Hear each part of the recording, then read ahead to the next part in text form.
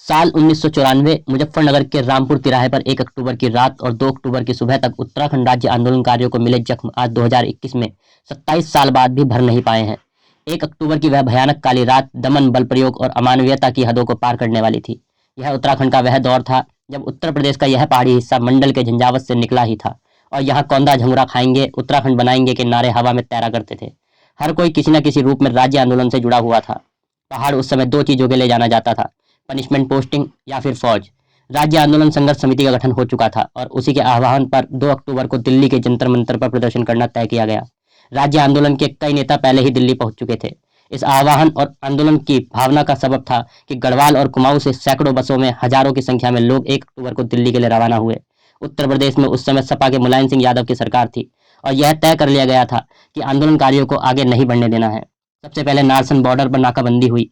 वहां पर हजारों की संख्या में पहुंचे आंदोलनकारियों के आगे प्रशासन बेबस हो गया। सैकड़ों बसों का काफिला आगे बढ़ा तो राज्य आंदोलनकारियों का सामना रामपुर तिराहे पर पूरी तैयारी के साथ मौजूद पुलिस प्रशासन से हुआ। कुछ आंदोलन की तपिश और कुछ भारी संख्या में जुटे लोगों की मौजूदगी एवं का सबब था कि सत्ता का दमनात्मक रूप खुलकर सामने आ गया। उसके बाद जो हुआ वह उत्तराखंड के इतिहास में काले अक्षरों से लिखा गया। पुलिस ने बड़ी बेरहमी से आंदोलनकारियों पर फायरिंग और लाठीचार्ज कर दिया, जिसमें रिकॉर्ड के मुताबिक 7 आंदोलनकारियों की जान गई एवं सैकड़ों की संख्या में गंभीर रूप से घायल हो गए। पुलिस के द्वारा महिला आंदोलनकारियों के साथ बदसलूकी एवं बलात्कार तक किया गया। इस भयावह नरसंहार के बीच स्थानीय लोगों ने मानवता का परिचय दिया और वे घायलों की मदद करने एवं उन्हें अपने घरों में शरण देने के लिए आगे आए। यही रामपुर तिराहा कांड था जिसने सियासत का मुख मोड़ दिया। मुलायम सिंह यादव खलनायक बन गया एवं उसकी पार्टी पहाड़ों पर पैर नहीं पाई। इस गोली कांड के बाद राज्य निर्माण की मांग और तेज हो गई। प्रदेश में लोगों का गुस्सा बहुत अधिक बढ़ गया था। जगह जगह धरने और विरोध प्रदर्शनों का दौर बढ़ने लगा। स्कूली बच्चों से लेकर बड़े बुजुर्ग और महिलाएं सब आंदोलन में कूद पड़े थे। इसका प्रभाव ऐसा हुआ कि सरकारों को भी उत्तराखंड राज्य के बारे में गंभीरता से विचार करना पड़ा और फिर ठीक 6 साल 1 महीना और 8 दिन के बाद 9 नवंबर सन 2000 को भारत का 27वां राज्य उत्तराखंड अस्तित्व में आया।